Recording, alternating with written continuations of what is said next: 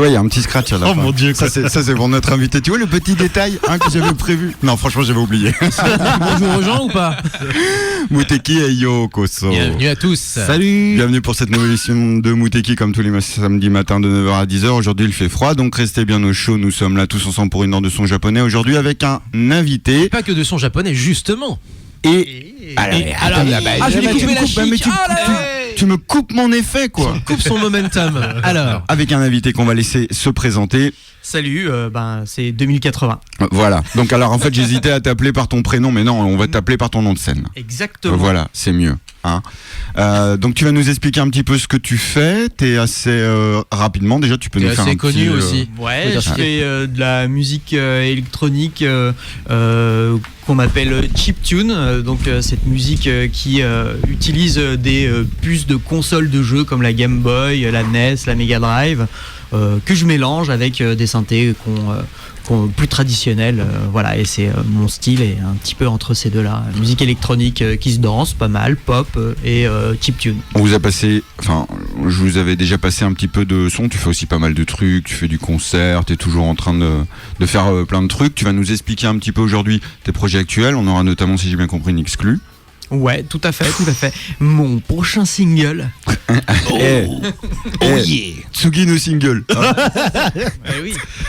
En exclusivité mondiale. Wokepod, ça aurait été un comeback single. Des années après avoir passé le premier single dont tout le monde parlait, qui était My Mega Drive. Ouais, qui n'était pas le premier single, non, c'est déjà le deuxième EP. Ouais, oui, deuxième EP, exactement. Ouais. Et où tu nous criais ton amour pour cette magnifique console de Sega que tout le monde adore ici.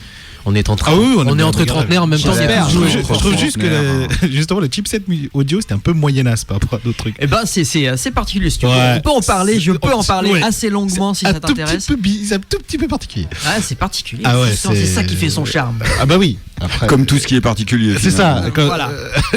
J'aime ce qui est segmentant. Voilà. J'ai l'impression. Je te rassure, ici t'es bien là. Dans Muteki, t'as de tout.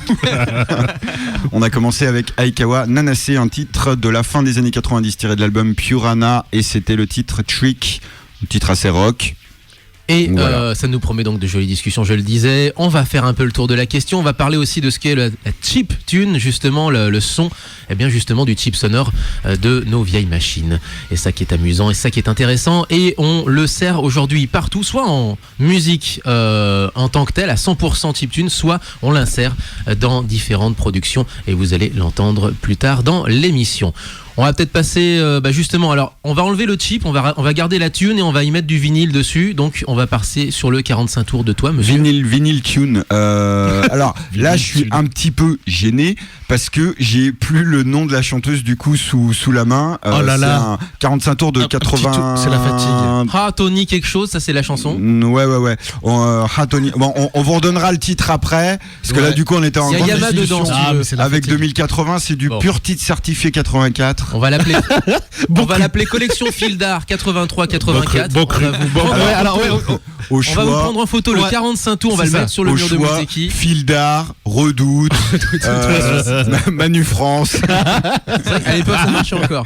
On a que des anciens là, donc Manu France ça parle un peu évidemment. Ça parle aussi. Donc voilà, petite séquence. C'est un peu la fatigue du matin aussi, c'est pas grave. Petite séquence nostalgie, mais belle prod. Prod pour des années 80, parce que j'ai passé des grosses bouses aussi, il faut le dire. Donc là c'est quand même plutôt très efficace, très commercial, mais bien fait.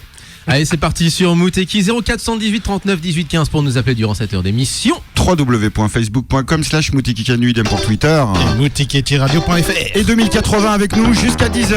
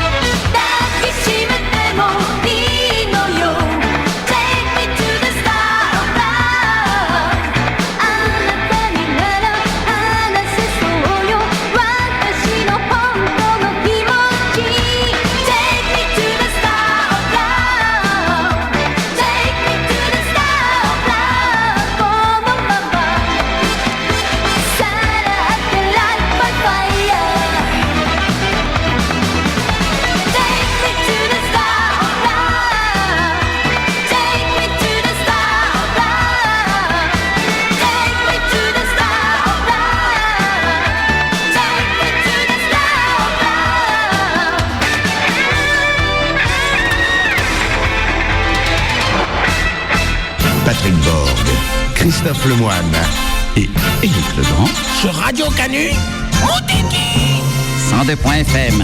Kamehameha. Ça n'a rien à voir avec la choucroute.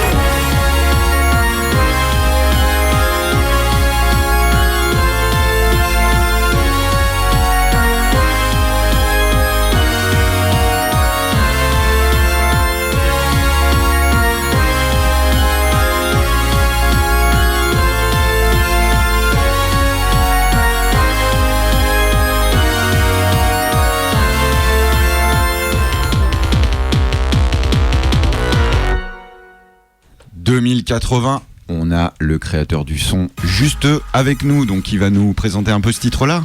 Et c'était Dreamy Valley of Death. C'est un morceau extrait de la bande-son que j'ai composé pour le jeu vidéo Last Fight, qui est l'adaptation de la bande dessinée Last Man. Voilà, il est bon de le rappeler. Voilà, ouais, de Balak, Vives et Sans-la-Ville, à qui je fais coucou. Est-ce que c'est eux qui ont fait appel à toi ou c'est toi qui leur a dit « Oh, c'est trop bien, je vais composer pour vous » ? C'est moi qui me suis incrusté dans ce projet que je trouvais mortel. Non, Bastien, comment ça s'était passé ? Bastien avait sorti le jeu vidéo. Oui, donc de sa série, du blog, de son blog. Voilà, il y avait eu 3-4 volumes. Voilà, j'ai acheté ça, je trouvais ça super drôle. Je lui ai envoyé un message et il me dit ah putain c'est cool, c'est marrant, on écoutait ta musique, on écoute ta musique quand on joue à Street Fighter, c'est mortel. Voyons-nous. Tu pourrais nous faire la BO. On s'est rencontrés au Stunfest. On s'est rencontrés au Stunfest et on a discuté. Il m'a dit ouais, j'ai ce projet de faire de Last Man un jeu vidéo. Et je lui ai dit écoute mec. Ça me botte de ouf, je suis motivé de ouf. Projet qui était tout à fait pertinent en plus et qu'on a beaucoup entendu parler, dont on a beaucoup entendu parler sur No Life.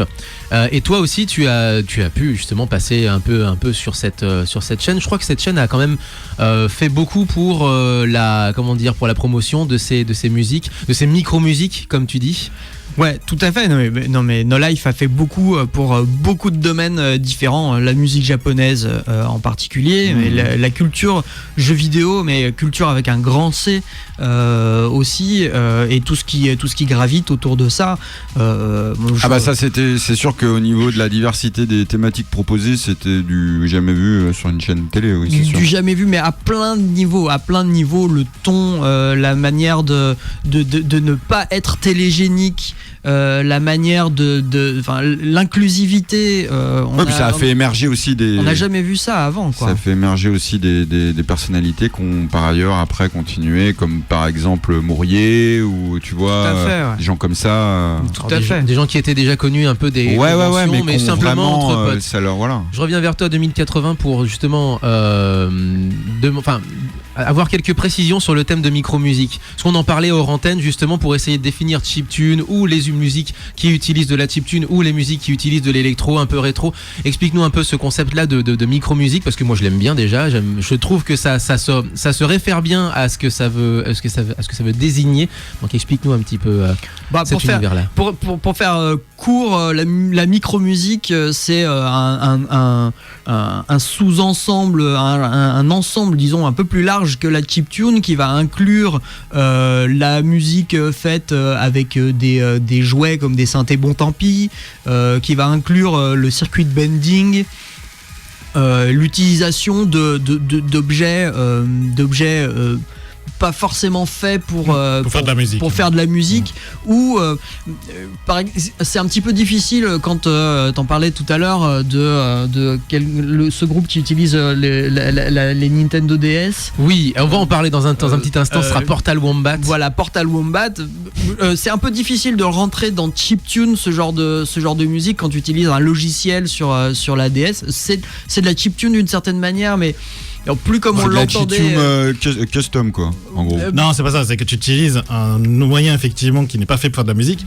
Mais bon, la synthèse de la chose n'est pas de la chiptune au sens propre du terme. Ouais, voilà, c'est de la musique faite sur ordinateur avec un genre logiciel, de logiciel quoi. Peu importe le nom finalement qu'on lui donne, ça donne un son assez intéressant quand même. Ouais, oui, c'est ce délire de contraintes très très très forte sur le matériel pour arriver à ce résultat qui est quand même de la musique. Oui, tout à fait. Oui. Donc c'est soit se servir effectivement des vieux processeurs sonores, soit effectivement de les inclure dans des œuvres un peu plus globales. On va en parler justement d'ici un petit instant. Juste là aussi. J'en profite quand même. T'avais retrouvé le nom de la chanteuse. Ouais, il y avait Yama dedans, tu vois, c'est Yoko Nagayama. Joli. Et donc là, le titre. C'est le 45 tours de tout à l'heure, si vous n'avez pas suivi. Pardon, oui, parce qu'on passe du coq à l'âne juste avant donc 2080. Le titre, c'était Hatni Yotskete. comment dire, j'assume un titre sexy, quoi. Je trouve que ce titre est sexy. Il y a de la Dans le catalogue La Redoute des années 80. voilà, non, parce qu'elle a, vous voyez pas la pochette, mais elle a un joli pull Non, mais blanc. on va Elle le est faire, toute mimi. C'est vrai que ça pourrait faire pub pour Fildar. Laisse-moi juste Gros programmer son. la prochaine chanson Grosse prod. et vous allez avoir une jolie petite image qui va vous faire péter les yeux et revenir dans les années 80, les gars. Allez, on va enchaîner justement sur notre point concert. Il y a 2 concerts qui s'en viennent, dont le premier est, justement, on en parlait, un concert de Portal Wombat. On en parlait déjà il y a 2 semaines, à prononcer à la manière de Mortal Kombat. Donc Portal Wombat. Donc, qu'est-ce que c'est que ce groupe ? Eh bien, c'est un quatuor. Parce que c'est vraiment ça, en fait. Ah oui, c'est exactement ça. Quatuor mené notamment, entre autres, par un musicien que nous avons déjà suivi à l'antenne depuis des années, qui était dans un groupe qui s'appelle Gaijin auparavant, donc il faisait plutôt du métal un petit peu, qui ressemblait un petit peu à ce que tu aimes bien, toi, justement, les jeux de combat à la Guilty Gear, les choses comme ça. C'était il y a très très très longtemps. Et ensuite, il est allé dans La un groupe 2D, vive la 2D, s'appelle- les enfants. dans un groupe qui s'appelle Genova, qui est plutôt sur un univers japonisant, post-rock et rock progressif, d'ailleurs plus rock progressif d'ailleurs que post-rock, qui s'appelle Genova, qui est très très très bien à écouter. On l'a passé déjà à l'antenne. Et ce 3e projet s'appelle Portal Wombat. Il a troqué sa guitare et son shamisen contre une Nintendo 3DS. Ils sont 4, ils ont transformé tous les 4. Il s'est pas Attends, fait un peu attends. rouler quand même Eh ben, tu sais au quoi niveau de l'échange. Tu sais quoi ? C'est pas l'échange standard, c'est l'échange qui va bien. Et justement, tous les 4 ont une 3DS, tous les 4 ont craqué leur 3DS et tous les 4 ont mis C'est un ouf, quand même. séquenceur sur leur 3DS. Non, mais Donc c'est ils sont ouf, en quand même. live et ils jouent du séquenceur tous les 4 en live. Portal Wombat, ils avaient balancé une vidéo il y a 1 an qui les a fait connaître. Là, ils ont lancé une vidéo il y a 1 semaine à peine avec le thème de Doom. Alors, c'est plus un clip à voir, donc on va pas forcément le passer à l'antenne, c'est plus quelque chose à voir. Mais on va vous rafraîchir un petit peu les oreilles avec leur version à eux du thème de Ken, non pas Ken le survivant, mais Ken de Street Fighter 2. Donc, avec un des thème que tout le monde Nintendo connaît, a priori. DS. Un Excellent, thème que, a excellent. priori, tout le monde devrait plus ou moins Ça va. connaître. Allez, c'est parti. Portal Wombat qui est en concert donc ce soir à Ponto Combo, à la boîte de concert BDC. Ponto Combo, c'est derrière la ligne E du RER, donc à côté de Paris. Ce soir, ne manquez pas Portal Wombat.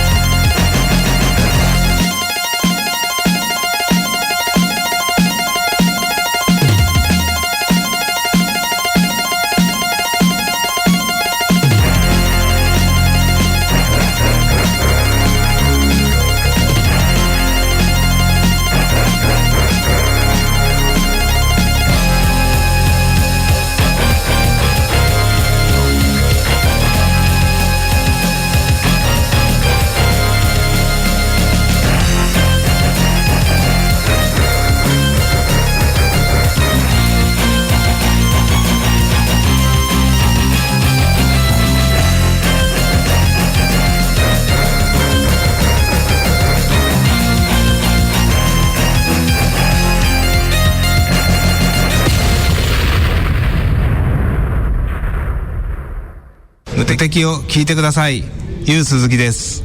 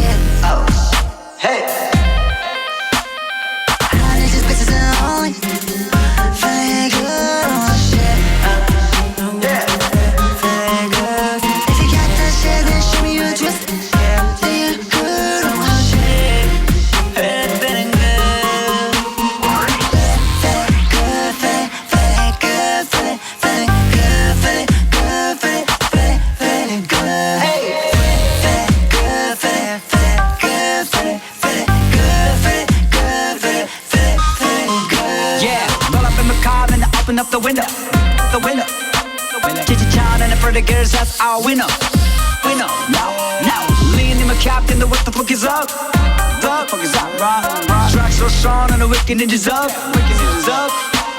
I'm gonna chicks that gon' wild. Gon' ride a sleigh all night. In the cloud, baby, bowdy, wanna peep it. That shit, bitch. But sometimes the basic keeping is a secret. I love my life and I live it like a fucking rock star.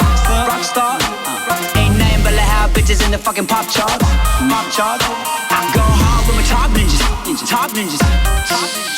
Everybody boo, come fuck with us. Hey. My life, I fuck it, don't worry about nothing. Play good on that shit. Yeah. My drinks in my car, my weight so heavy. Feeling good on that shit. Hey. Feeling good. I need just bitches and only. Feeling good on that shit. Yeah. Feeling good. If you got that shit, then show me your twist. Feeling good on my shit. You got it. Feeling good.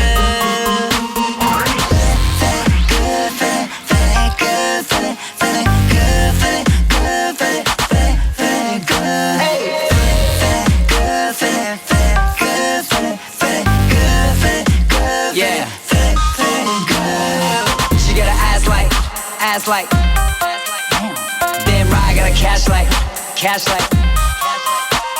Survive for the fittest. Yeah, bunch of high musicians. Hell yeah, she did a crock like.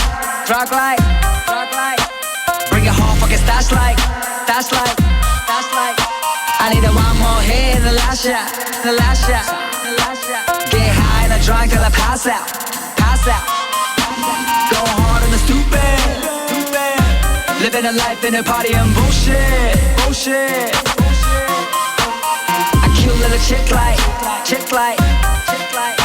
She been moving in a strip like. Ay. My life, I fuck it, don't worry about nothing. Play good on that shit. Yeah. My drinks in my car, my weight so heavy. Feeling good on that shit. Hey. I need just bitches and only. Feeling good on my shit. Yeah. Feeling good. If you got that shit, then show me your twist. Feeling good on my shit.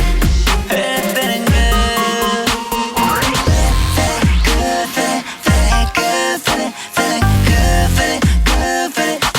Feeling good. Hey.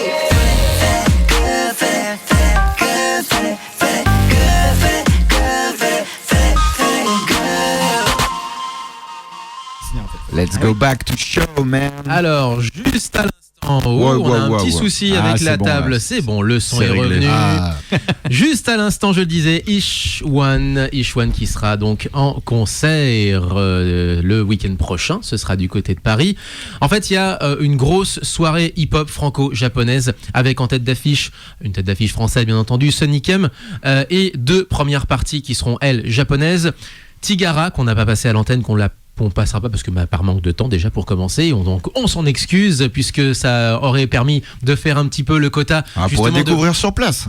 De rétablir le rapport homme-femme dans cette émission. Tigara qui est une rappeuse, vous l'aurez compris, une MC au féminin qui fait qui produit un son en fait qui est entre le hip-hop et on va dire le groove de maintenant avec des grosses productions, des choses comme ça. Et Ishwan que vous avez entendu juste à l'instant qui donc là sur ce titre-là en fait mélange à la fois hip-hop et donc insertion de chiptune ou de son électro minimaliste dans un flow donc avec un vocodeur. Voilà pour le décor qui vous attend lors de cette soirée. Ce sera donc le 30 janvier prochain à la place Centre culturel hip-hop de Paris, place de la Canopée, ça ne vous dira rien, mais la Canopée en question c'est celle du Forum des Halles, donc ce sera globalement au centre hip-hop du Forum des Halles à Paris. Très bien, donc c'est noté. On continue donc avec 2080 qui va nous présenter un peu ce qui se passe actuellement. Eh bien, il se passe pas mal de choses actuellement, a priori ouais. Quelle est ton actualité ? Mon actualité, alors le plus immédiat, ce qui va se passer le plus rapidement, ça va être samedi prochain. J'ai pas l'horaire comme ça en tête. C'est à la bibliothèque Lapardieu à Lyon. On va en reparler justement. Oui, c'est samedi prochain à 15h30 à la bibliothèque à Lapardieu ici à Lyon avec donc une conférence masterclass. Je ne sais pas comment dire sur la chiptune de 15h30 à 17, je crois quelque chose comme ça. C'est ça. Donc on va me poser des questions sur ce que c'est que la chiptune, son histoire, comment on fait de la musique avec une Game Boy. D'ailleurs, il y aura une démonstration de composition avec les outils pour faire de la musique sur Game Boy, et ensuite un petit showcase que je vais présenter. Entièrement à la Game Boy, alors que d'habitude j'ai des synthés sur scène en plus, mais là ce coup-ci, comme on parle vraiment de chiptune pure, j'ai envie de faire un showcase pur Game Boy. Un événement atypique, c'est dans une bibliothèque. Enfin, du coup, je trouve ça carrément. C'est en face du centre commercial, hein, c'est ça. Hein. Ouais, c'est ça. C'est très intéressant. Sur le côté, je sais pas comment tu. En fait, globalement, c'est le gros bâtiment. Vous savez, quand vous sortez de la gare, qui est sombre et le soir, vous pouvez pas la louper, de manière chelou. En énorme. Et c'est très amusant à voir d'ailleurs le soir. Je l'aime beaucoup, moi. Ouais, moi aussi. C'est pour ça. Donc, un événement original, atypique, quoi. Tout à fait. Donc, allez-y donc. Ça va bien avec ce que tu fais. Hein. Et justement, pour anticiper sur cette conférence, moi ce qui m'intrigue, ce serait de savoir un petit peu en quelques minutes, quelques secondes comme ça, comment tu composes tes chansons, puisque toi on va dire que pour toi the sky is the limit, c'est-à-dire que tu vas à la fois t'entourer d'objets sonores et d'objets qui ne sont pas prévus pour être mis en musique. Donc explique-nous un petit peu comment te vient l'inspiration et comment tu mets cette inspiration là en son. L'inspiration, elle vient relativement toute seule, en tout cas de mon histoire, parce que j'ai toujours grandi avec des ordinateurs, avec des jeux vidéo, et finalement c'est la musique que j'écoutais, c'est que j'ai l'habitude de dire ça, c'est mes Beatles à moi, voilà. Oasis, c'était les Beatles, moi c'est Yoko Shimomura, voilà. C'est la somme de tes influences, de tout ce que tu as écouté. C'est fondamentalement ce type de sonorité est dans mon ADN, quoi. Ça m'a construit, et donc j'ai toujours cherché à aller dans la direction de ces sons-là. Aujourd'hui, alors pour répondre plus précisément à ta question, comment est-ce que je compose ? Je m'appuie. Alors j'ai les logiciels classiques pour faire de la musique, le Logic Pro. Voilà, tous les gens qui font de la musique électronique, même ou pas, connaissent ce genre de logiciel. Mais pour toute la partie chiptune, je vais sur Game Boy principalement utiliser un logiciel qui s'appelle LSDJ, qui a été conçu au début des années 2000 c'est un programme qui marche sur Game Boy et qui est un tracker, ce qu'on appelle un tracker. Ça permet de composer la musique. Ça a été inventé dans les années 80 pour faire de la musique pour les jeux vidéo finalement. D'accord. Est-ce que c'est ce même programme dont se sert, par exemple, si David Boll ou d'autres personnes qui aussi performent avec une Game Boy justement? Les deux gros logiciels pour faire de la chiptune sur Game Boy, c'est LSDJ, Little Sound DJ et Nanoloop. Voilà, c'est les deux incontournables. On a créé quand même des logiciels de son sur Game Boy. Et qui sont incroyablement riches et qui sont updatés encore. Qui tiennent sur une cartouche ou alors il faut craquer la console? Ça tient sur 32K quoi, donc il faut acheter. C'est énormissime. Donc on n'est pas obligé. Voilà, en fait, visuellement parlant, pour ceux qui ne seraient pas forcément au courant, c'est pas une. On peut se servir de plusieurs manières d'une console, comme d'un terminal, comme d'un séquenceur, comme c'est le cas avec Portal Wombat, en la reliant par exemple à des pédales à effet, des choses comme ça. Et on peut insérer dans ces consoles-là des logiciels. On peut programmer pour cette console-là ou pour ces consoles-là des logiciels sonores. Est-ce que c'est ce que tu es en train de nous dire? On n'est pas. Tout à fait. Ça tient sur une cartouche, quoi. Il faut bien mettre en perspective en fait l'histoire de la chiptune. C'est pas quelque chose qui est arrivé début des années 2000 parce que des gens se sont dit ah tiens, et si je faisais de la musique sur Game Boy? Non, c'est la continuité de ce qu'on appelle la démoscène, qui est quelque chose qui est finalement une extension d'un mouvement encore plus ancien. Il s'appelle les hackers.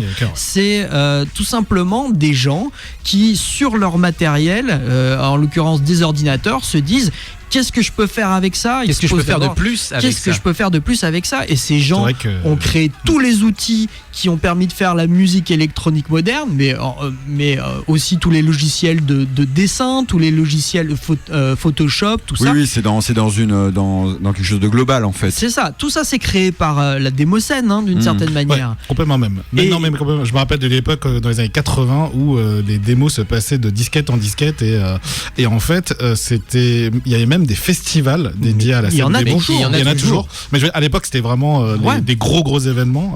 Et puis c'est toujours le cas. Oui, mais c'est surtout, plus confidentiel quand même, mais je veux dire, les PC, effectivement, ont été des instruments de musique aussi. C'est-à-dire que les MIDI, les fichiers MIDI étaient nés de la génération de la scène démo et c'est généralisé parce que c'est des samples, c'est la génération de musique. Atari notamment. Qui a généralisé exactement, les MIDI. Exactement. Mais vraiment, ces outils-là sont nés de cette époque-là. Ouais, et cette démoscène finalement a perduré et a créé les outils sur d'autres hardware et c'est la chiptune qui est née telle qu'on la connaît aujourd'hui, c'est-à-dire ce mouvement qui utilise des Game Boy, qui utilise des NES. C'est finalement une continuité de tout ça. Ce qui évolue aussi, c'est le contexte autour, la mise en scène, effectivement pour les concerts et tout ça.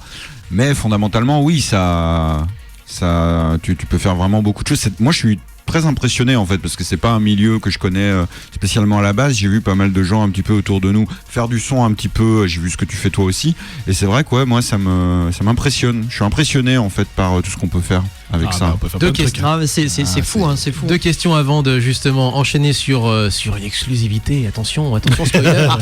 Deux petites questions juste pour la transition avec la démo. On est trentenaire, on peut le dire. Est-ce que tu regardais Micro Kids avec les démos à la fin de l'émission? Non mais bien sûr. Voilà. Je trouve ça incroyable. Non mais of course quoi. Sur FR3 messieurs dames. Voilà. Non mais les enfants, imaginez même pas à l'époque. Ensuite, vous avez des cours de code.